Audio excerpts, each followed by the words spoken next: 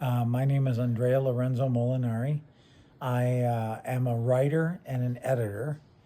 I co-write and co-create the series The Shepherd along with my son Roberto.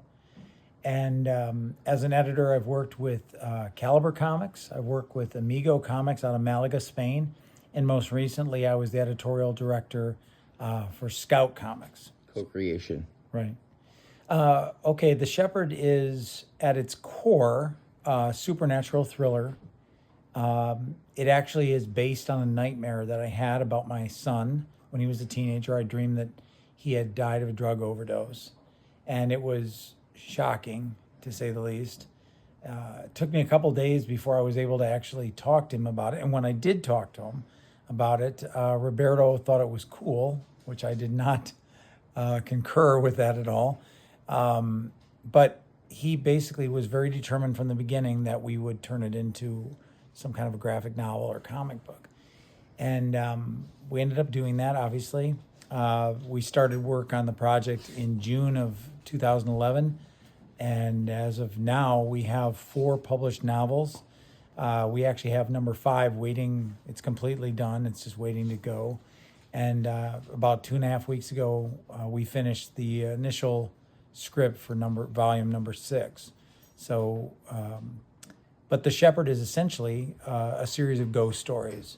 I've always been fascinated with ghost stories, in particular the kind where there's a reason why the ghost is haunting a place. And once that reason is resolved, the ghost is able to move on.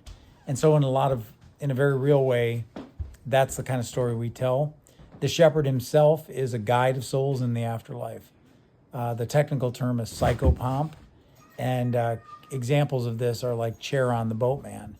But the Shepherd does a lot more than Charon does. He's not just simply a guide, but really kind of an escort and one that helps the soul overcome trauma that they've suffered in this life so as to be able to move on.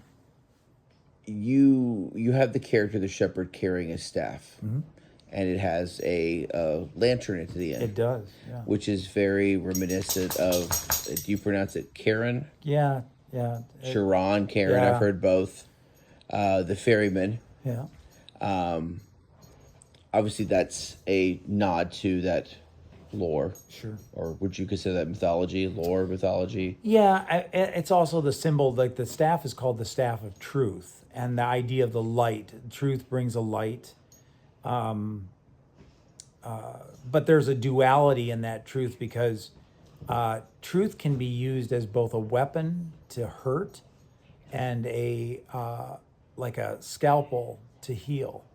And if you think about it, you know this from your own personal life. You may have met people where they tell you the truth, but they tell you in such a way as it breaks you down and breaks you. You know. And it's almost like they use the truth as a cudgel to beat you with it, mm-hmm. you know? Whereas truth needs to be used as something to help you heal, you know, to show you things about yourself that you need to know. Mm-hmm. But it doesn't mean that you're bad. You know, like there's a lot of good in all of us, a lot of good in mm-hmm. all of us. But we're all flawed human beings. Mm-hmm. So that means we all technically need to improve various areas of our life or to address various flaws, you know. How you present that truth is critical, mm-hmm. you know. And I know that firsthand as an editor because, you know, I'm working with artists and an mm-hmm. artist, when they do art, you know this, you pour your soul out onto that canvas. Mm-hmm. If you're a writer, you pour your soul out into that paper. And an editor comes along and then is going to try to provide a critique for you with the understanding that the critique is there to help improve the work. But how can you improve somebody's feelings? Well, that's... As an editor. Like, right. Well, you telling me that this is not correct or this doesn't flow right, that's almost stifling in some senses because... It can be. It can be. But I think where it comes to, and where, like myself, remember what my background is, early mm-hmm. Christian literature and history. I read years ago, I read this piece of work by St. Augustine, very famous thinker in the early church. And dealt with the idea of teaching the new people into the Christianity. The catechumens is what the technical term for it is.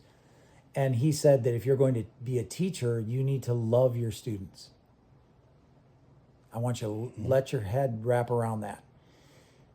As an editor, do you love the creator you're helping? Do you care about them more than your ego? Then how do you separate a job from a passion project? Exactly.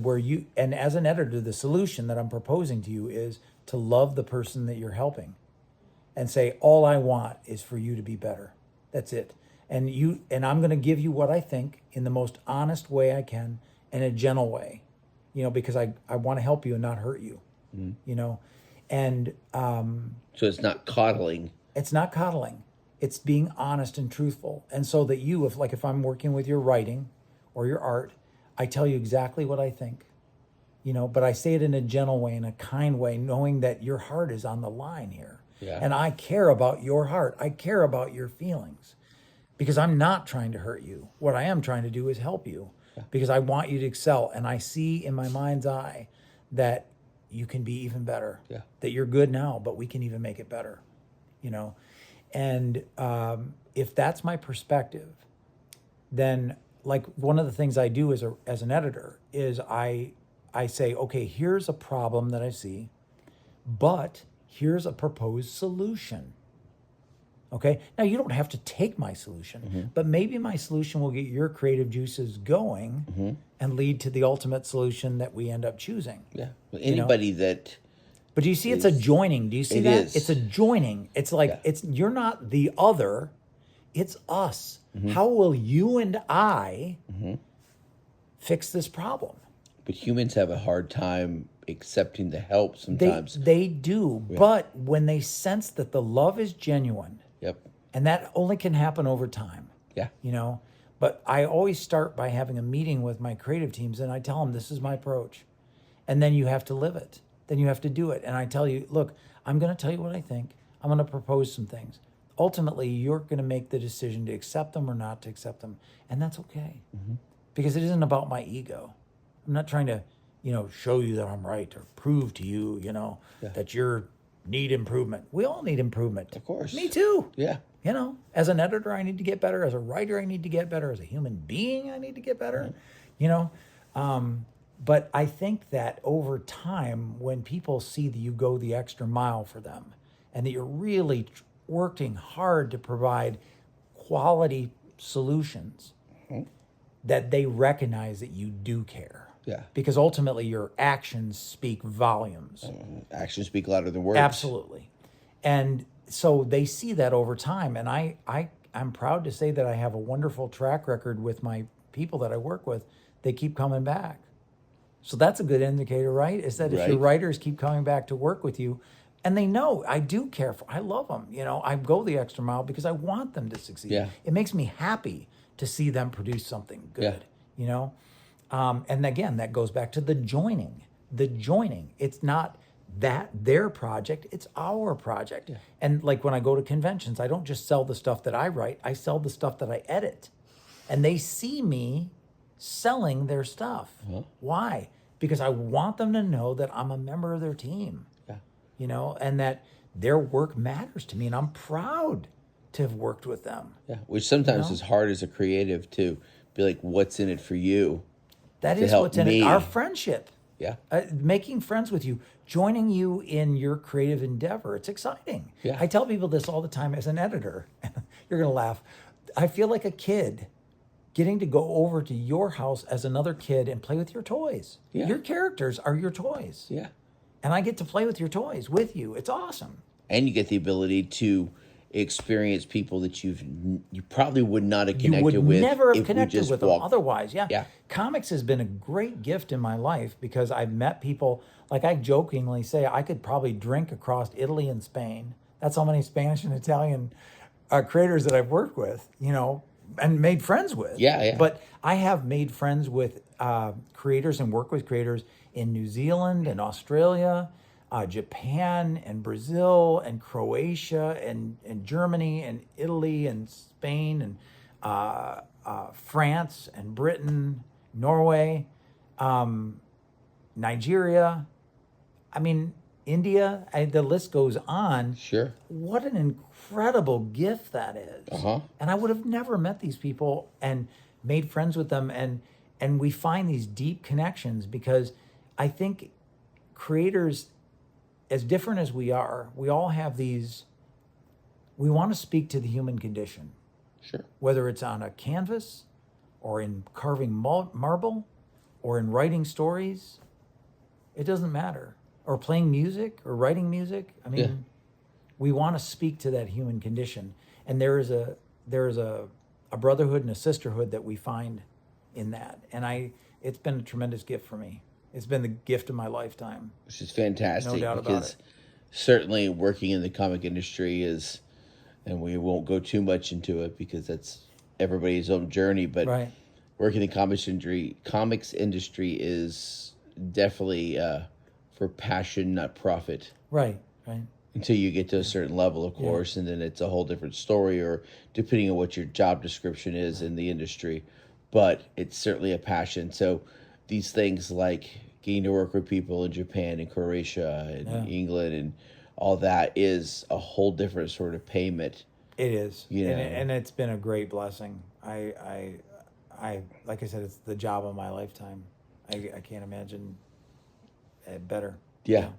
You just only paid more sometimes. Yeah, well, Yeah, but you get paid in different ways, though. Yeah. You know? Definitely. Well, he's the protagonist. I mean, I would say in a very honest sense of the word, the shepherd is a companion of the main character in the story, which is the given soul that we focus on in that particular story.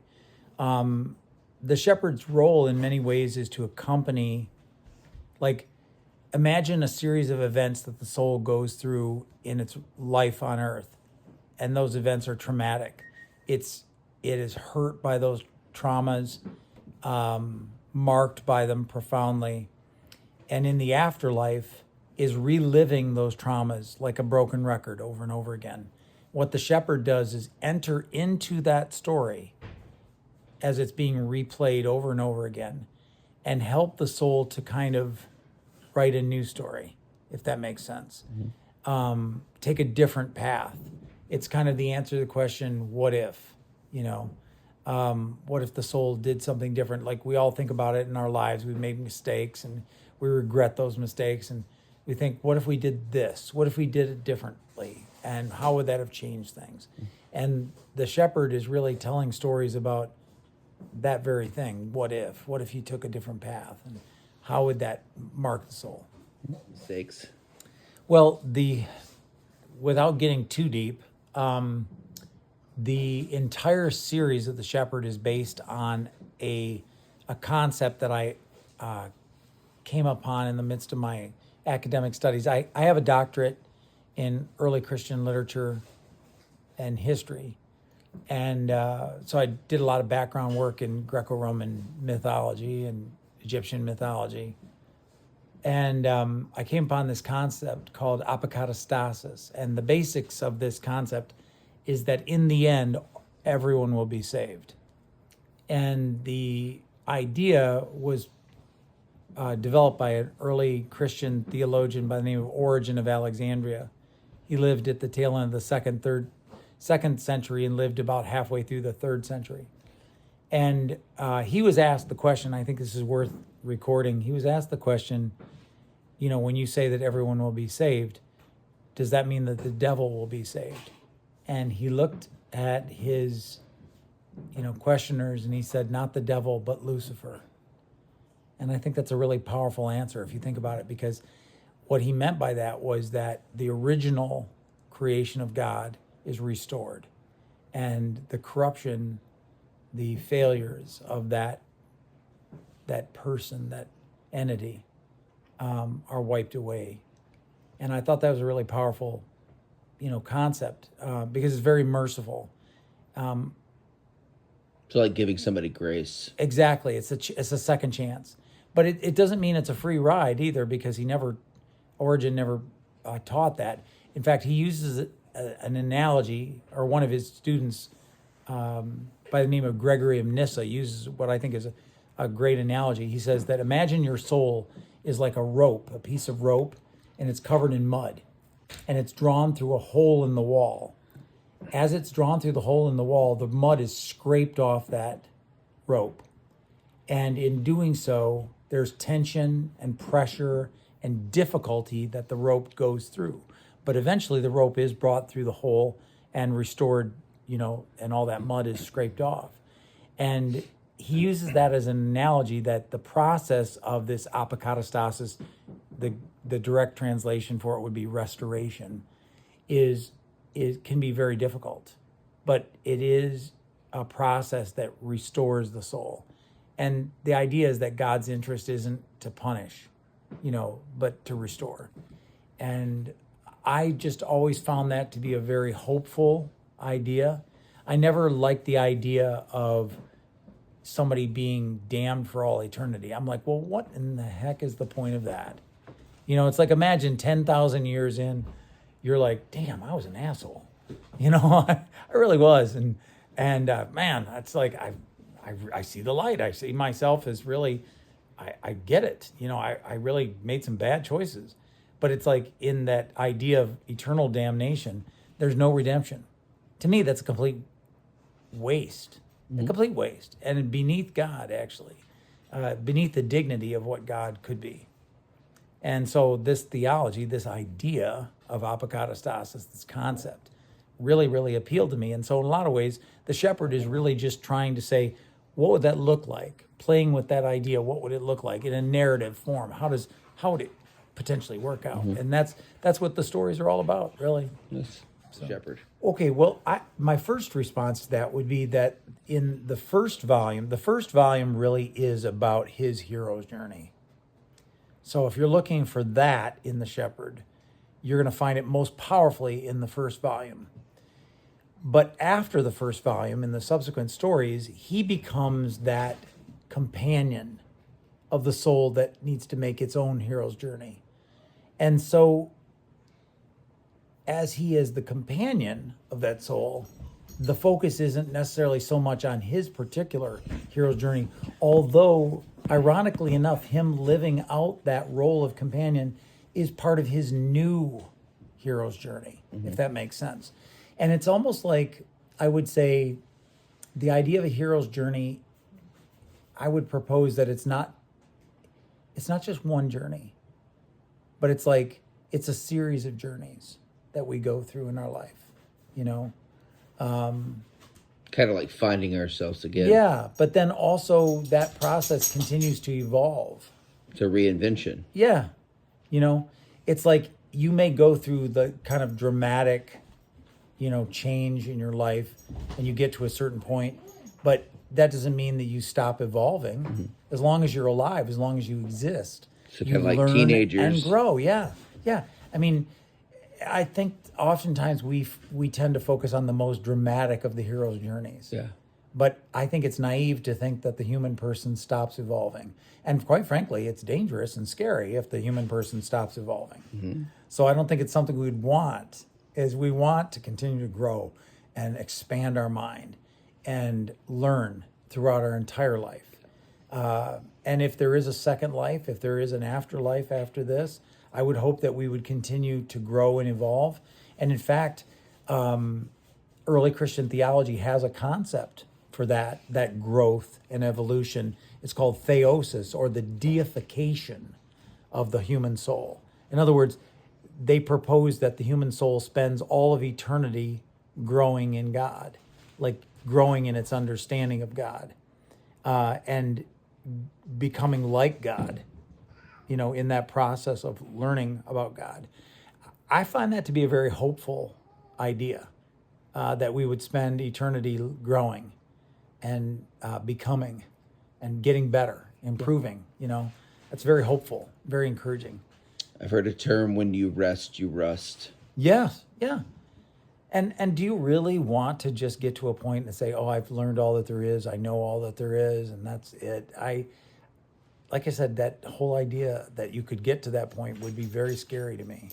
The You know. unfortunate part is some people decide that this is their lot in life and that nothing's going to change, nothing's going to get better. They can't control their destiny.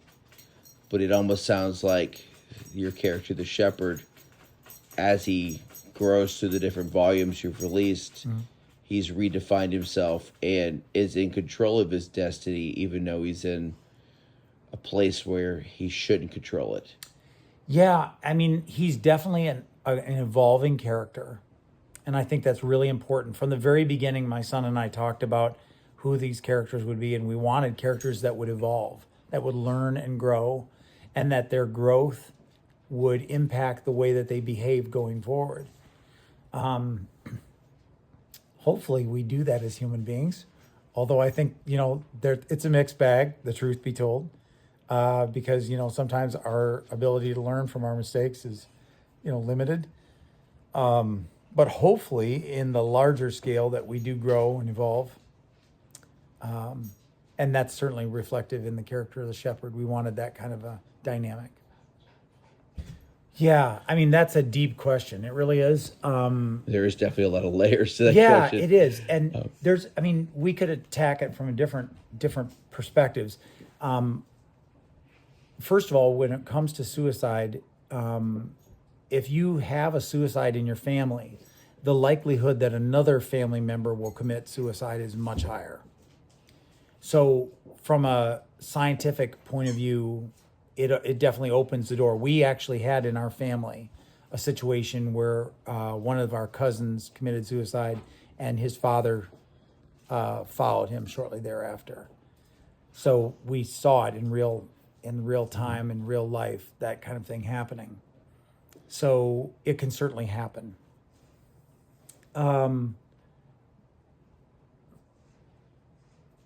We make mistakes as human beings. We can easily get overwhelmed in despair. And we can focus on the short-term agony that we're going through, and suicide can be a way to make that pain stop. That's not to say that we endorse it, but it's a reality that happens. And, ultimately, the character of the shepherd, he expresses in the book, actually, in the first volume, he says basically 3 times that he was not in his right mind when he made that decision. So it's not the kind of thing that I would certainly advocate. But what I can say is that I do believe that even out of bad things that happen in our life, and we see this, even out of things that appear to us to be bad, there is the possibility that good can come from bad. And I think that this is a story that good comes from bad. Now, do you want it to go that way? No. You don't want the son to die of an accidental drug overdose, and you certainly don't want the father to not be able to handle his grief, not be able to share his grief with his wife, because ultimately in the story, that what he realizes is that, of course, after the fact, he realizes that his fatal flaw is that he is not able to share his grief. He tries to carry it by himself, and he can't. Yeah. And it kills him. But, those kind of experiences are very real. They happen in life. But, like I said, I think that the idea that bad things happen to us and do happen to us, but yet those bad things can lead to, we can learn from them, we can grow from them. As long as there's life, there's the possibility that we can grow and learn. But there's a lot of trauma, obviously, as a human in this world. It's a very problematic world, isn't it? I mean, being a human is Yeah. being to endure. Yeah. It involves a tremendous amount of suffering. And everybody endures in different ways, so it's kind of hard to pinpoint or pigeonhole or just sum it up in one sentence. Absolutely. And the thing is that it all happens, I think it all depends on a couple things. When you go through a traumatic event, a terrible event that occurs in your life, who do you have around you as a support network? That support network can save your life. It can be that important. And also, where are you in your own kind of journey at that moment when that tragedy occurs? You know, because if it hits you at the wrong time, anybody can be broken. I don't care how strong you think you are. You can break. This world will break you.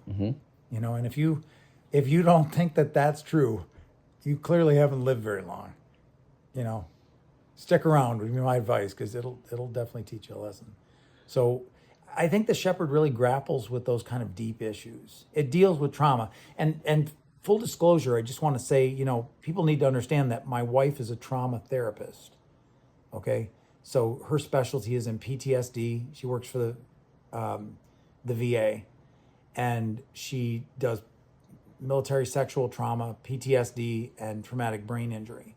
So these are topics that are discussed in our house like daily, you know. And it's her work really informs the shepherd. It's kind of, you know, it's a blend of theology and psychology. So you wouldn't say that the shepherd is just a fictional character. Well, he is a fictional character. Well, he's a fictional character, but a but fictional story. but he's informed by real stories, you know. And here's the thing: is like people ask me, I view the shepherd as horror.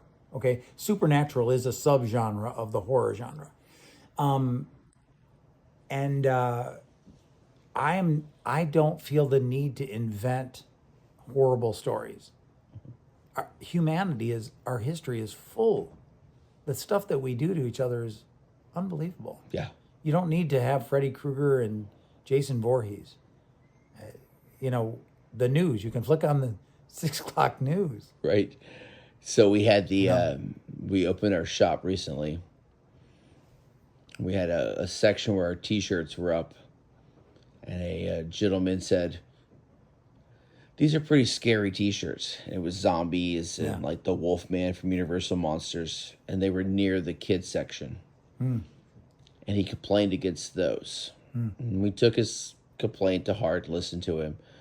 But next to those T-shirts was a T-shirt of David Koresh from Waco, Texas. Yeah.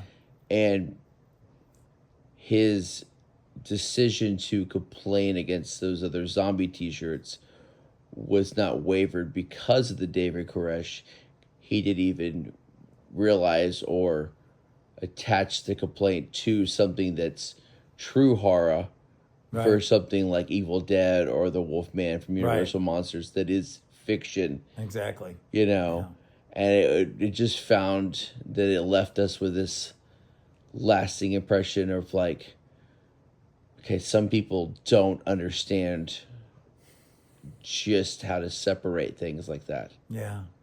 No. And, you know, the idea of protecting kids, I think it's a good idea, obviously. I mean, you don't need to expose them too early. But it's going to happen. It's going to, you know, you live in this world, you're going to have to explain things like death to kids, and whether it's the death of their pet or the death of their grandmother or death of another family member, you're going to have to deal with it. And I think that's what the shepherd really is about. It's about dealing with trauma. But it's also accompaniment. And I really want to stress that. The shepherd is a companion. He walks with that person and joins them in their trauma. That's a really important point. And I think that's ultimately all we can do for each other as we go through the sufferings that are going to happen to us in life, is to, when a friend or family member or somebody that we meet, they're going through suffering, that we join them. You know, that doesn't mean that we adopt their suffering in a kind of plastic way, but that we have compassion on their suffering, and we help guide them somehow out of that. You know, to be, even if it's just being with them, just to put our arms around them, give them a hug, encourage them, just be present, be a listening ear, you know, allow them to go through their grieving process. And you would say the shepherd is that person. And the shepherd is that person in the literary sense of the word. He's kind of a counselor without necessarily always being a counselor. Sometimes he does that. But it's that presence. You know, there's something really powerful. Ultimately, words are words, but presence speaks volumes. When your friend, think about it, when you are in trouble and you say to yourself, I have a need. Who you look around you? Who's there? Mm-hmm. Who's there? You know, those are your real friends. Mm-hmm.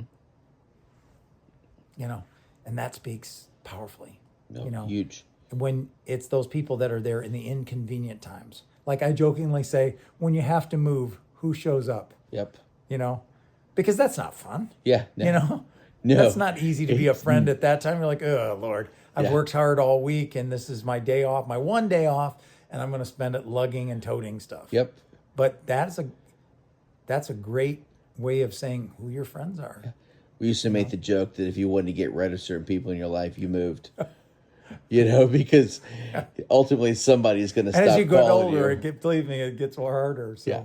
But yeah, no, I think it's that, that presence is the gift of presence, is the greatest gift that one human being can give to another is to be with them, walk with them,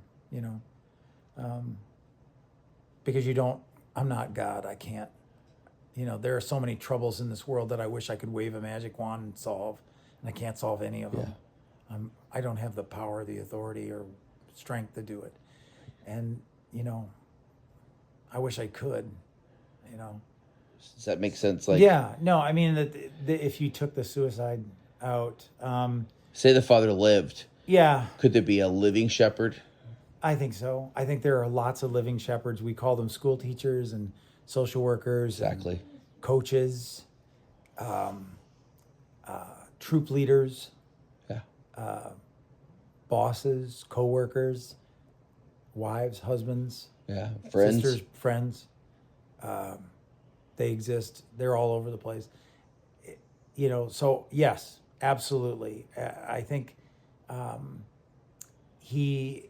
the character of the shepherd, it was more about the idea of the journeys in the afterlife. Yeah.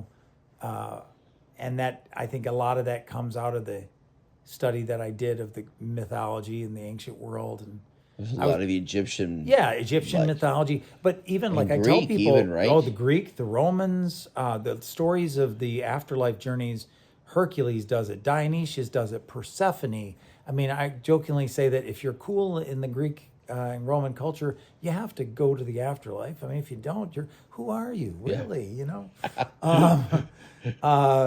And the most ancient epic in Western literature is the Epic of Gilgamesh, which is Sumerian Babylonian. And that ancient epic deals with a journey into the afterlife. Yeah. Why? Because we're grappling with that idea of life and death and the significance of what the choices we make here. What are they, are they just penned into this life, or do they have ramifications for something hereafter? Yeah. Yeah. I mean, those are deep questions that I don't profess to have all the answers, or I think even some of the answers sometimes. Right. What can you take with you in the afterlife? The answer is just who you are as your identity. If you don't get to, I don't think you get to take anything with you other than your memories and who you are as a person, that compassion for other people. Ultimately, the shepherd does what he does because he has compassion on other souls, that he himself has suffered. And I think that suffering can do a couple different things to you. It can either make you bitter and hard where you don't care about anybody else, or it can bring open a tremendous amount of compassion for others. Okay. And I think that you get to decide what path that's going to be, So I think that, that path towards compassion is the path that the shepherd would take, caring. But if you read the story, that's who the shepherd is in his life too. He's a professor. I mean, the night that he finds out that his son passed away, he is spending extra time with his students, helping them with their projects. I make a point of showing that element, that he doesn't become compassionate. He already is. And he makes a mistake in taking his own life, but it's because he's overwhelmed by the grief that he cares about his son so much, and he can't handle the grief, and he doesn't know how to offload some of that to those around him. And that's a flaw in his own character, which he would be the first to admit. And that's the biggest problem, is sometimes we don't take what's in front of us and ask for help. We don't, because, and there's a lot of complex reasons for that. You know, Yeah. maybe it's how we grew up. Yeah. You know, that maybe we didn't feel safe growing up, and that we struggle with. You know, you can have, like myself. I grew up in a broken home, and you know, my wife is a wonderful woman who's always loved me as my best friend, but I still have to really work on being open with her, Mm-hmm. you know, and sharing my own fears and my own, you know, inadequacies. So there's 4 volumes published. The 5th one is done. It just needs to be rolled out. Okay. Whether that'll happen with Scout, it may happen with another publisher. Volume 6 is already written, and I've got the artist lined up. And then I've got the idea for Volume 7. We talked about Volume 7 tonight. So there's going to be, God willing, 7 volumes at least, maybe more. I mean, who knows? I love telling the stories, and what I tell people this all the time, what's cool about the shepherd is because he exists in the afterlife, anybody who's ever lived in any culture that's ever existed is fair game. True. If you think about it, you know, because he can meet anybody on the other side. Yeah. So that has been, you know, amazing. I mean, tremendous freedom, tremendous, you know, possibilities for storytelling. So asking the question is, when is the shepherd's inevitable end? There right now could never be. It doesn't necessarily have to be. It has tremendous, like I said, it's tremendous storytelling possibilities. You know, as the writer of the shepherd, I will have my end. You know, I have my time that I have on this earth, but I would like to keep telling stories as long as I can. You know, and my son is, you know, 30. He's much younger than me, so if he wants to continue, you know, after I'm gone, I mean, that would be a great honor. That's a fantastic point you just made.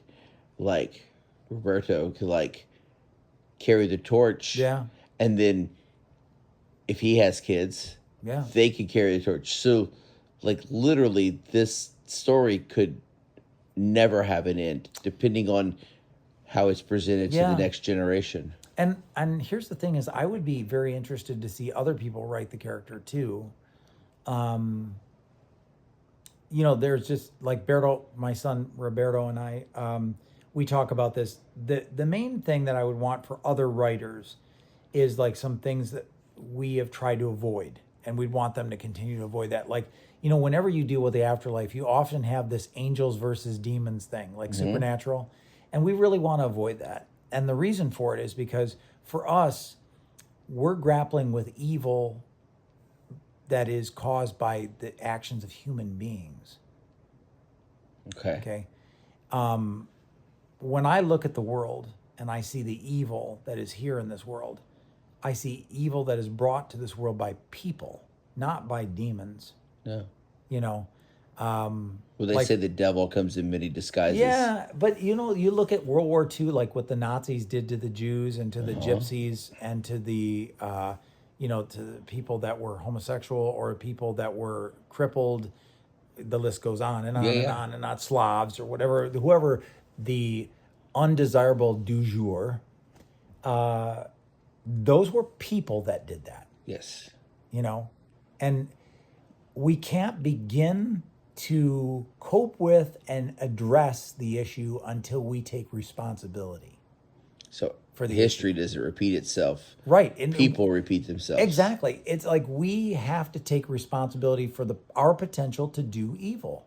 Okay. You know, and only when we do that will we be able to stop doing those kinds of things, to learn from it, to say, yeah, you know, like there was a time in our country where if you were black, you had to drink from this water fountain and not that one. Yeah. It's the same source of water. Yeah. You know, you couldn't go to this Some school, cases but you it's could the same go to this water school. Fountain. Right. You know, you couldn't eat your dinner at the counter You know, you had to eat it outside. Yeah. And that's wrong. That's just objectively terrible. wrong. But only when you look into your own heart and your own ability to hate. And we all have that ability.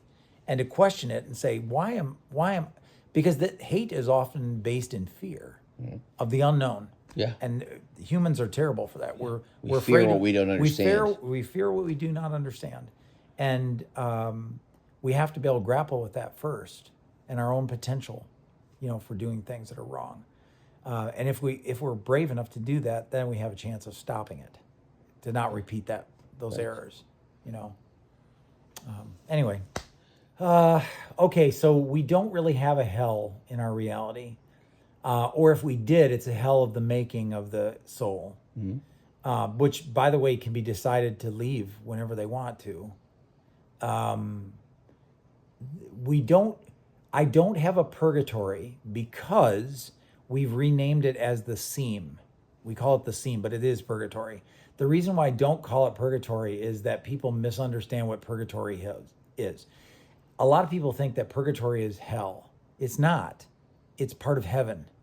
The best way to understand purgatory is think of it as a decontamination chamber that's attached to your house. So you come from the outside world, you're exposed to, you know, viruses or whatever, and you go through this decontamination chamber, and then you are able to go into your house. But it's part of your house. So purgatory is part, like if you read Dante's Divine Comedy, remember the Divine Comedy, everyone knows Dante's Inferno, which is hell. But what they forget is that there's a Purgatorio and a Paradisio. And if you go and read the Purgatorio envisions purgatory as a mountain, and the souls are all climbing and ascending that mountain. Where are they going? They're going up and out into heaven. Okay?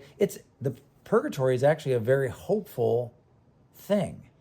It's this idea of purging, getting rid of all the dross so that we can be happy in heaven. You know? Shedding our outer layers that weight us down. Exactly.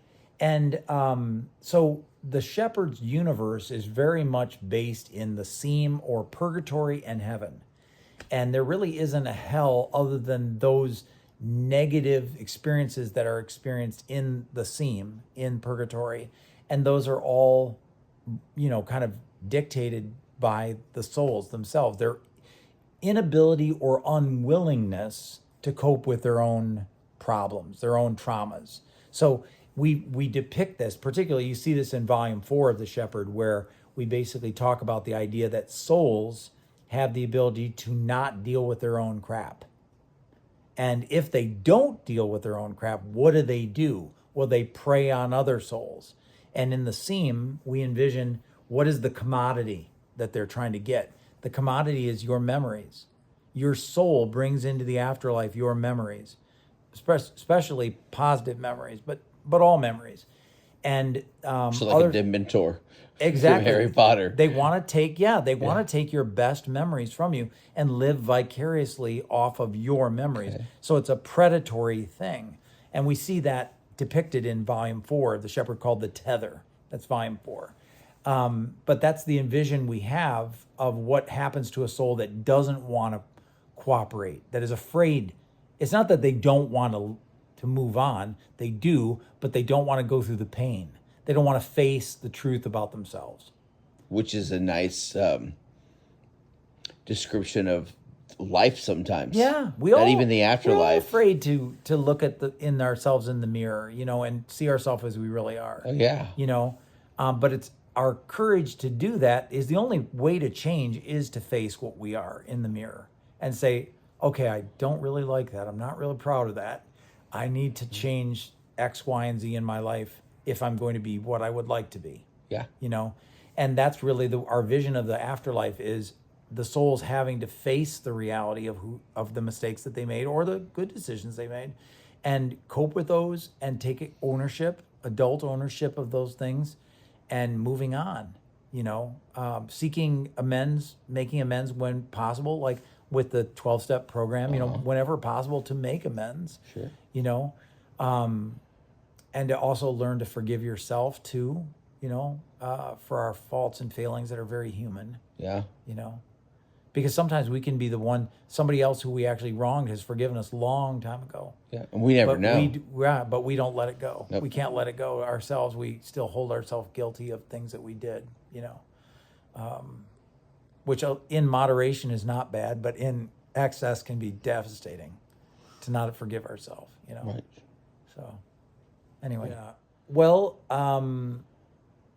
I talked to you about it a little bit earlier, but obviously it didn't get on recording, but I have an idea for a new story, another world other than the shepherd. We'll continue with the shepherd. I don't see myself, I think as long as I'm alive, I'm going to keep working on the shepherd. But I have this idea for a new story set in Victorian England and dealing with Queen Victoria and agents of the crown, kind of like dealing with historical events of that period. And I've got some very specific ideas of what I want to do with that. And in fact, on my way up here, which is like an 8.5 hour drive from Florida, I was researching an audiobook, listening to an audiobook dealing with the Victorian period so I can study that, so I can set the story in that period. So you're listening to Downtown Abbey. No, I wasn't. Although that would work, yeah. I mean, that would certainly be helpful. I was listening to a great course on the Victorian era, but I love setting stories in historical context and then having a fictional character in that historical reality. I'm fascinated by that, and that's my history training. As a historian, It's also kind of cool because you're putting a splinter into, something that's we can all go back and find. Right. And then you're taking it and just slightly tweaking it enough Right. to where you're putting your own spin on things, Right. or you're rocking the entire world of that story, and somebody's going to go, oh, but yeah. it doesn't matter at this point because it's your story to tell. Right. And in my case, I do like to try to be very faithful as much as I can be to the history, because I do love history. And I think that history has a lot of lessons to teach us. Oh, yeah. Ultimately what makes history special, and a lot of people miss this because the way history is taught can be good or bad, but a lot of times if you focus just on dates and events, it can be like, why am I studying this? Yeah. But if you teach history as a series of stories of real people faced with, in many cases, extraordinary circumstances, how do they respond to those circumstances? That is where history is well told, because it's people. We're fascinated by people. Yeah. I mean, think about it. We follow influencers on social media. Mm-hmm. We are fans of XY writer or this movie producer or this, athlete. Yeah. We want to know what their lives are like. And that's, if you teach history as a series of stories of individuals reacting to circumstances many times beyond their control, how do they respond to that? How do they rise or don't rise to the occasion? Now it's another ball game altogether. Which is fascinating because we want to follow these people. We want to see how their lives go. Yeah. But only to a point. Mm-hmm. Because the minute they fail us, their lives are meaningless. And that's unfortunate. Yeah, that's sad, but that's unfortunate. It's true because, look at some of these famous musicians. Mm-hmm. Look at some of the stuff that's happening with these famous actors, these writers, and you see these things happen where you're like, this guy was the greatest thing to me. Mm.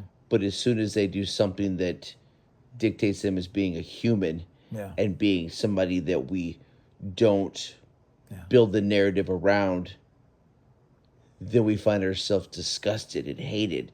And like we did, our hatred towards them. And it's just kind of sad how we can't accept that these famous people are, or these famous people in history are real people at the end of the day. I mean, they're flawed people. I mean, there are a lot of flawed. We're all flawed people. Yeah, So I think you have to be realistic. I mean, obviously there are certain actions that are kind of deal breakers. I mean, like if you're killing multiple people, that's kind of a deal breaker. The Hitler guy was a deal breaker. Yeah, you're not allowed to do that. So there are those kinds of actions that are kind of that. But you also have, and it's not to approve or to validate these bad things that they do. But a realistic expectation is that, there are flawed people. People are flawed. And it's always dangerous when you hero worship somebody. Yes. I think it's probably safer to appreciate a person's talent. Yes. This person is a great quarterback, or this person's a marvelous writer. I have no idea what they're like as a person. I don't necessarily need to know. Yeah. Because I might be disappointed. Huh? But I can say that as a writer, they're very talented. Yeah. Or as an athlete, wow. You never want to meet your heroes sometimes. Yeah, but that's hopefully the difference between being an adult and being a child. Is a child kind of assumes that their hero is going to be perfect, and an adult is lived long enough, hopefully, to understand that that's not going to be the case. Where can people find you?